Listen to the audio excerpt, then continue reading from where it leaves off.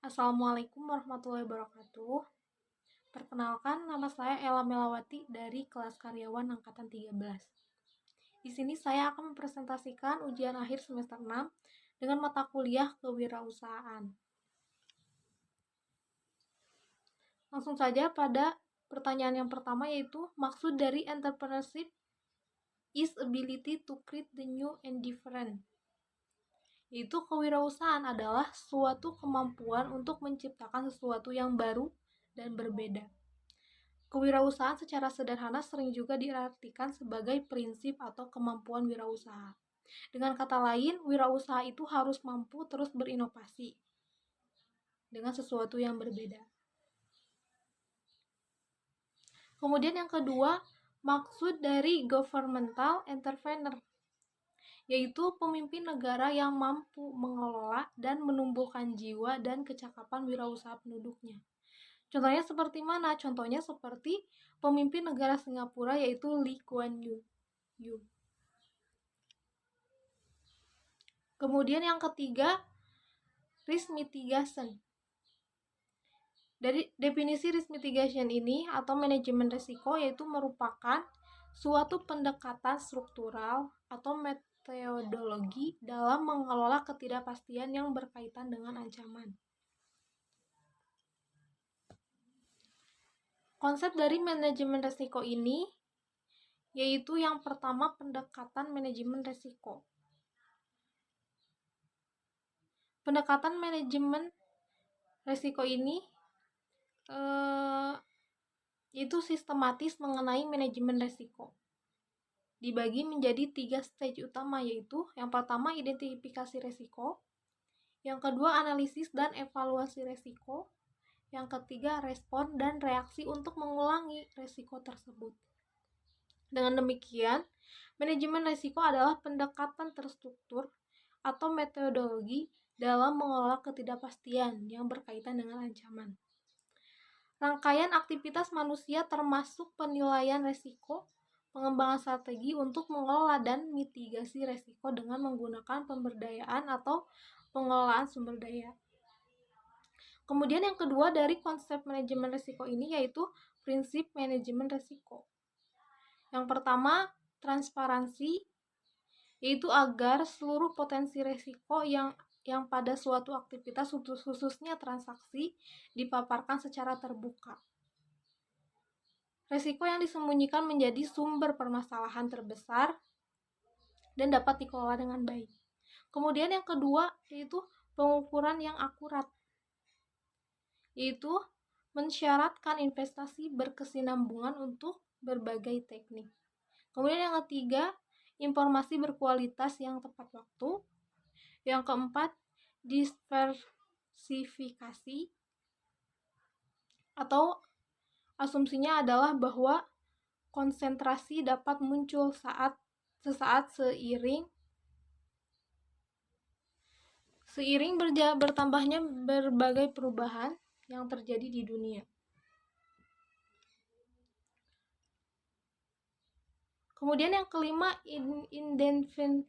independensi, yaitu prinsip ini tidak hanya berbicara tentang kewenangan dan tanggung jawab saja, tetapi juga tentang visi perusahaan dan kualitas interaksi antara kelompok manajemen risiko dan kelompok unit lainnya.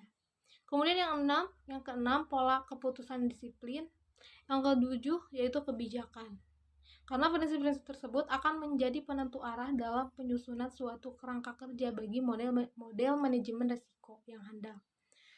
Lebih jauh, prinsip-prinsip tersebut juga akan menjadi penentu keberhasilan dan penerapan model manajemen risiko dalam suatu perusahaan.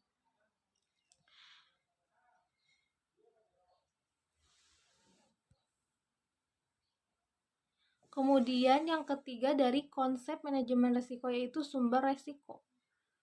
Hajat menimbulkan kondisi yang kondusif terhadap bencana dan menimbulkan kerugian.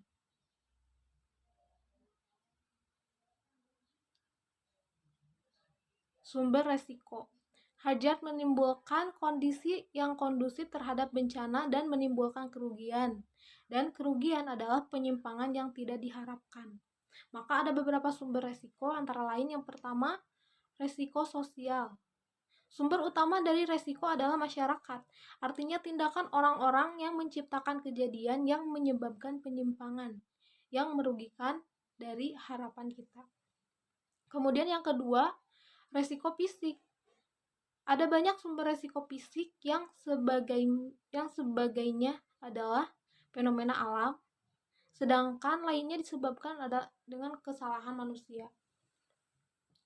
Kemudian yang ketiga yaitu resiko ekonomi. Banyaknya resiko yang dihadapi perusahaan itu bersifat ekonomi. Contohnya seperti inflasi, fluktuasi lokal, dan sebagainya. Kemudian yang keempat, dari konsep manajemen resiko yaitu biaya-biaya yang ditimbulkan karena menanggung resiko. Yang pertama, biaya-biaya dari kerugian yang tidak diharapkan.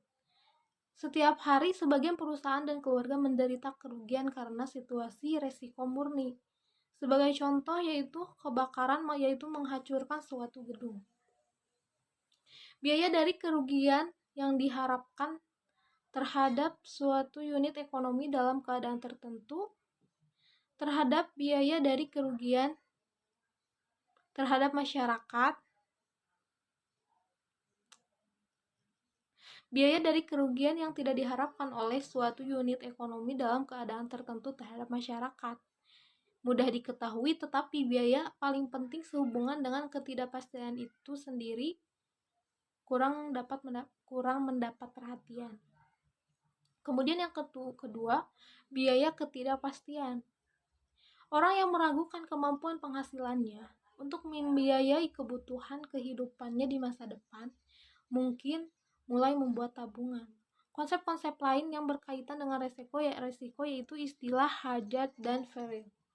Karena istilah tersebut erat satu sama lain, tetapi ketiganya berbeda. Istilah peril yang berarti suatu peristiwa yang dapat menimbulkan sesuatu kerugian, sedangkan hajat adalah keadaan dan kondisi yang dapat memperbesar kemungkinan terjadinya suatu peril. Akibat terjadinya suatu peril ini akan menimbulkan satu kerugian atau kerusakan pada diri seseorang atau harta miliknya. Kedua istilah tersebut lebih erat hubungannya pada kemungkinan dari resiko. Kemudian yang selanjutnya, model kepemimpinan bisnis. Model ini menetapkan bahwa seorang pemimpin wirausaha harus memiliki pola pikir yang positif agar mampu menggerakkan pribadi dan anggotanya sehingga menghasilkan suatu kesuksesan. Dari model kepemimpinan ini terdapat komponen kepemimpinan bisnis. Di antaranya, yang pertama, kepemimpinan kewirausahaan. Pemimpin bisnis merupakan seorang wirausaha dengan kekuatan kreativitas dan inovasinya berupaya menciptakan dan mengembangkan barang dan jasa sebanyak dan sebaik mungkin yang diperlukan oleh masyarakat. Pemimpin bisnis dapat menggunakan kepemimpinan transaksional, transformasional, kepemimpinan situasional, kepemimpinan birokratik sesuai dengan kebutuhan. Dalam melayani para pelanggannya, pemimpin bisnis dapat menggunakan kepemimpinan abdi. Kemudian komponen yang kedua yaitu visi dan misi bisnis. Pemimpin bisnis menciptakan visi dan misi bisnis. Visi mengarahkan bisnis dalam waktu 10-20 tahun ke masa depan. Visi ini merupakan pedoman dan arah tujuan bisnis dan juga merupakan impian pemimpin bisnis. Misi menentukan apa yang harus dilakukan oleh pemimpin bisnis dan merealisasikan visinya. Kemudian komponen yang ketiga yaitu strategi bisnis. Untuk merealisasikan visi dan misi bisnis, pemimpin bisnis menyusun strategi bisnis.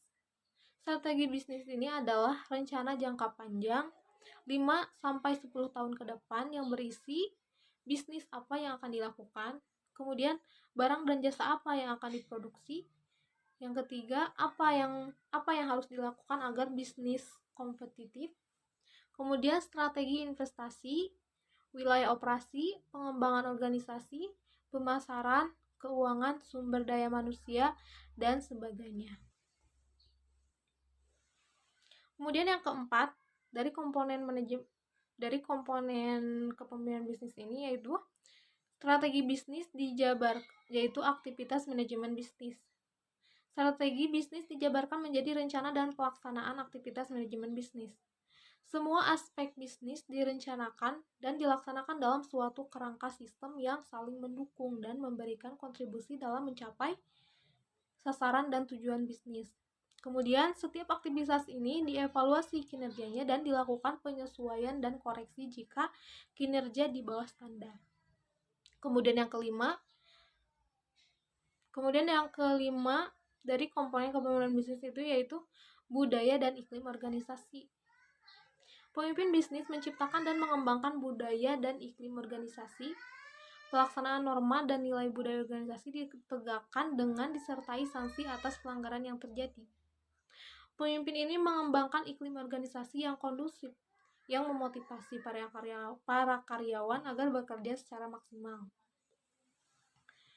Kemudian yang keenam yaitu hasil bisnis. Jika bisnis berhasil, maka kebutuhan masyarakat terpenuhi sehingga mereka dapat hidup sehat dan sejahtera. Kemudian bisnis mendapat profit, dapat memberikan kontribusi kepada negara berupa membayar berbagai jenis pajak. Kemudian yang ketiga, pemerintah menggunakan pajak yang diberikan perusahaan untuk merealisasikan tujuan negara, mencerdaskan dan mensejahterakan bangsa, serta menciptakan ketertiban dunia. Baik, terima kasih. Mungkin hanya itu yang dapat saya sampaikan.